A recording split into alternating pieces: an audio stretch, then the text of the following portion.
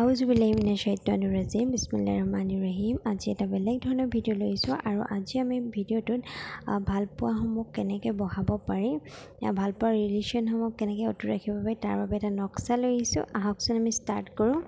এতিয়া আমি প্ৰথমতে 9 ঘৰীয়া এটা বক্স বনাব লাগিব আৰু বক্সটোৰ এয়া মই লিখিবলৈ গৈ আছোঁ আৰু এই প্ৰথম বক্সটোত আমি লিখিম 7 মানে 7 লিখিলোঁ। আপুনি যিহেতু লিখক, ইংলিছত লিখক, অসমীয়াত লিখক, হিন্দী, আৰবী যিহেতু নিলিখক সংখ্যাবিলাক। তাৰপিছত 2 নম্বৰ আমি ঘৰটোত লিখিবলৈ গৈ আছোঁ 5। তাৰপিছত আমি যিটো 3 নম্বৰ ঘৰ হ'ব, 3 নম্বৰ ঘৰটোত লিখিবলৈ গৈ আছোঁ 4। তাৰপিছত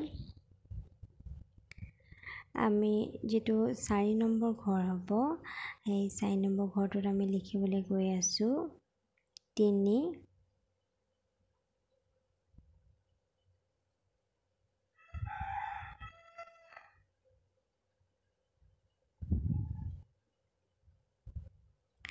তাৰপাছত আমি যিটো 5 নম্বৰ ঘৰ হ'ব, 5 নম্বৰ ঘৰটোত আমি লিখিম 2।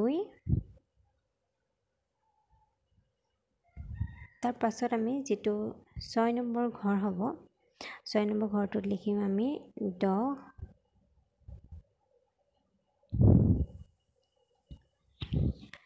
তাৰপিছত আমি 7 নম্বৰ যিটো ঘৰ হ'ব, 7 নম্বৰ ঘৰটোত লিখিম আমি 8।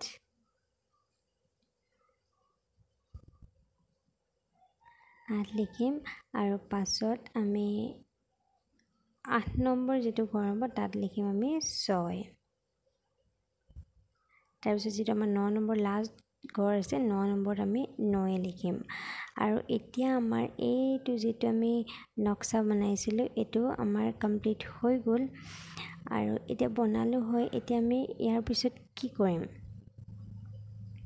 এই নক্সাটো আমি বনোৱাৰ পিছত কি কৰিম যে আমি তলত আমাৰ যিটো আশাৰ কাৰণে আমি এইটো বনাইছোঁ, মানে আমি যিহেতু আমি ভালপোৱা তো বহাবৰ কাৰণে আমি বনাইছোঁ, সেইকাৰণে তলত আমি কি লিখিম, ভালপোৱা বুলি লিখি দিম বা মৰম ভালপোৱা বুলি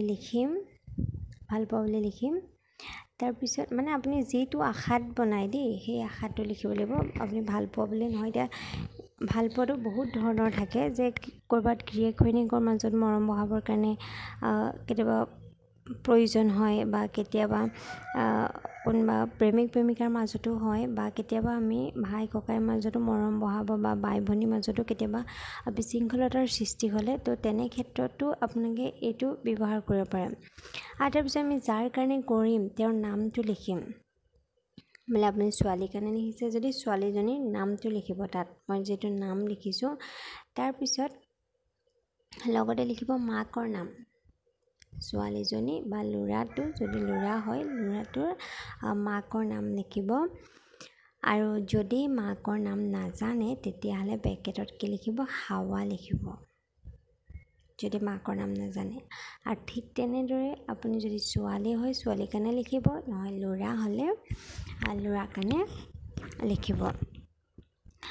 আৰু সেই তলত আমি যদি ছোৱালী হয় ছোৱালীৰ কাৰণে লিখিব, নহয় ল'ৰা হ'লে ল'ৰাৰ কাৰণে লিখিব। আৰু এইটো একেবাৰে প্ৰমাণিক ভিডিঅ' হয়।